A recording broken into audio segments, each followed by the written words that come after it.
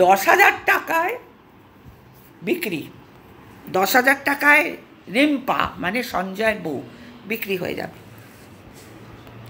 10,000 টাকায় নাকি লেনদেন হয়। ব্যাপারটা মানে একে নিয়ে আমি কোনোদিনও কিছু বলতে আসি না, এর সাথে আমার আগে ছিল পরিচয়, কিন্তু কে এই নিয়ে আমি ঠিক জানি না। মানে জবা মাসি, সকল জবা মাসি টাসি বলে। আর একে নিয়ে মানে 2 মিনিট 5 মিনিটেই, কারণ যেহেতু সঞ্জয়ের বউ রিম্পার নামে একটা ঘৃণ্য থেকে ঘৃণ্যতর অপবাদ উঠেছে যে 10,000 টাকায় নাকি রেট ওর।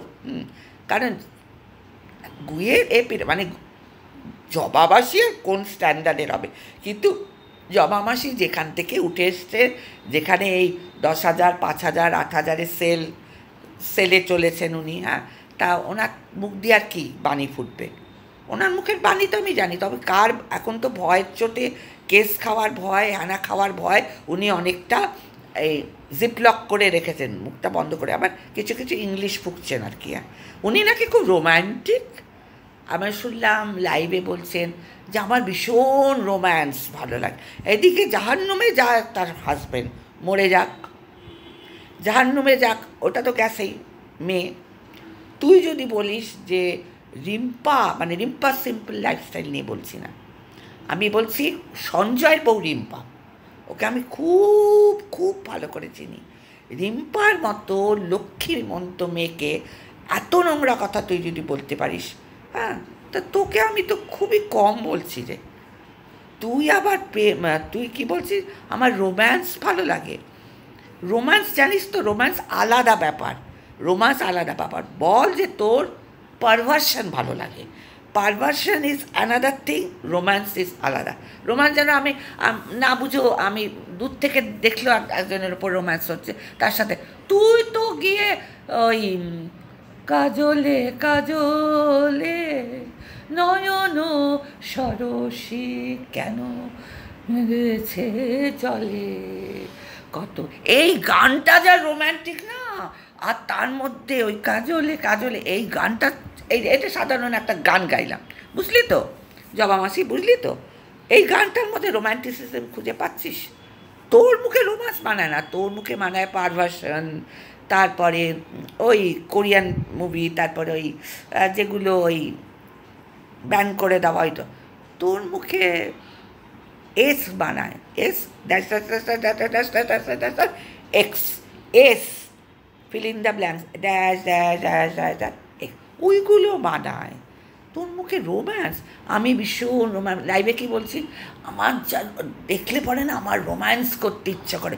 তো তোকে রোম্যান্স করার মতো কারোর টাইম নেই রে, টাইমেরও অপব্যয় হবে তোকে রোম্যান্স করতে নিলে। ছেড়ে দিয়েছে, ছেলেও নেই, মেয়েও পাত্তা দেয় না। হ্যাঁ, কি চুলের মুঠি ধরে তুই নাকি কী সব শাসন মাসন অনেক কিছু বজাগোটা করলি, খালি তুই ওই নোংরা ভাষাগুলো এখন বলছিস না বিকজ অফ ওয়ার্নিং। অনেক, আর অনেক দৌড়েছিস রে তুই, অনেক দৌড়েছিস তুই, কোথায় কোথায় নামবি আমার খবর আছে। ওই বরানগর গেছিস, এই থানায় সেই থানায় অমুক থানায়, ও এই থানায়, অনেক থানায় দৌড়েছিস। হ্যাঁ, দৌড়ে দৌড়ে দৌড়ে তোর একদম মানে পায়ের তলায় জমি মানে আর কিছুই নেই। সুতরাং তুই এখন দেখছিস আর কত দৌড়াবো, এত থানা পুলিশ আর পুরো। তারপরে তোর রোম্যান্স বলিস না, বাট তোর একটা ওই টাইপের আছে যে যে কিনা যাকে তুই ভাই পাঠিয়েছিস, হ্যাঁ, তার সব কিছু জেনেও লুকিয়ে পড়ে, মানে সব কিছুই তুই জানিস সে কী করছে না করছে সেখানেও। তারপরে তোর কোনো কথার দাম আছে? তোকে তো আমি চিনি সেই কাকলি রন্ধন মহৎ থেকে, তোকে তো চিনি আমি সেই সুপর্ণা সিন্ধে প্রফেসর ম্যাডামের দিকে। হ্যাঁ, সব জানি রে ভাই, সব। সঙ্গীতা, সব জানি। তন্দ্রার সাথে তুই যা করেছিলি সেটাও জানি। তন্দ্রা তোকে মণিমা বলে ডাকতো না, সেখানেও আমি জানি। এই মা কিন্তু ওপরে বসে থাকতো, তখন খুব লাইভে আসতিস না, খুব জবা মাসি। তোর লাইভে কে আসতো বলতো? সঙ্গীতা থাকতো, অপূর্ব বৃষ্টি থাকতো, তারপরে তোর লাইভে আরও ভালো ভালো থাকতো, নব থাকতো, নব ক্যানভাস নব। সে লাইভটাই তখন তখন আমি যেতাম ওখানে যেতাম।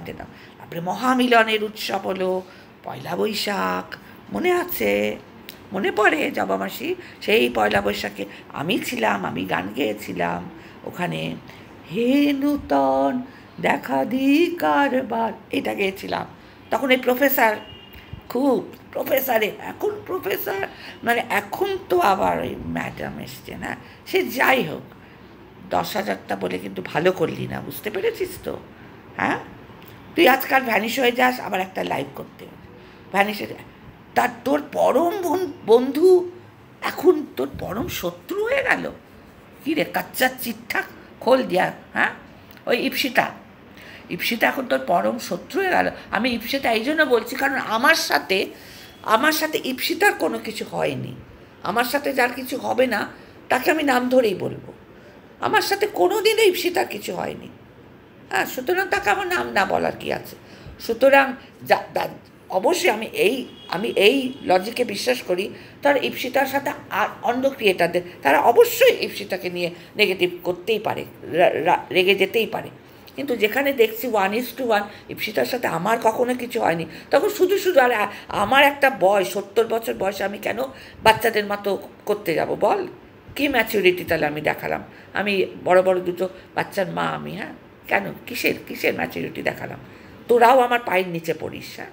সুতরাং তুই সেই এত ইপসিটার ওপর এত তোর এখন মানে আবার এখন আবার ওই যে ও যাকে নিয়ে বাবা সাংঘাতিক ব্যাপার, এখন আবার তাকে দলে টানছিস, বুঝতে পারছি প্রদীপ তুই যে কী গেম খেলছিস জানিস? আর তোকে নিয়ে, ওরে বাবা আমি জানি না তো কত মিনিট হয়ে গেল। যাই হোক, কাজল করে রাখবো তোকে চোখের, ওগুলো নিয়ে না তুই,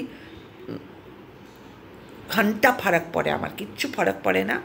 তুই যতই করিস বাহানা, যতই করো বাহানা, তোর খবর আমি রাখি না, আমি খবর রাখি না, আমি খবর দেখি না, আমি খবর তোকে নিয়ে তৈরি করি, তৈরি করব ভাবছি, এখনো পর্যন্ত ভাবিনি, কারণ যেহেতু তুই সঞ্জয়ের বউকে বলেছিস 10,000 টাকার রেট, সেই জন্য খবর তো আমাকে তৈরি করতেই হবে রে জবা মাসি।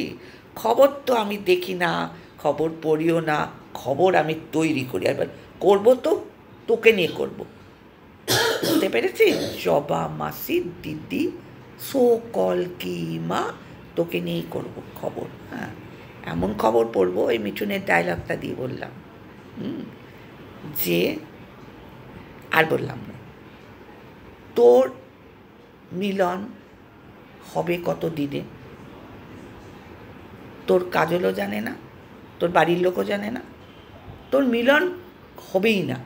তুই এমনি এই লাইভই করে যাবি, আর তোর ভেতরে যত গ্রাচেস আছে, যত বিতৃষ্ণা আছে, ওরকম খালি গালাগালিটা দিচ্ছিস না, তোর তো কারোর সাথেই মিলন হবে না, আর তো রোম্যান্স করে তো লাভ নেই। তো চল, তোকে ধুয়ে দিলাম এইটুকু সার্ফের জলে, হ্যাঁ, সার্ফটা আমরা ইউজ করি, এক্সেলটা এখনও করিনি, ওয়াশিং মেশিনে ধুতে আসবো যদি পারিস তো, বেশি বাড়াবাড়ি করলে জবা মাসি ওয়াশিং মেশিনে ধুয়ে দেবো, হ্যাঁ, এটুকু বলি। গুড নাইট, লাভ ইউ জবা মাসি, টাটা।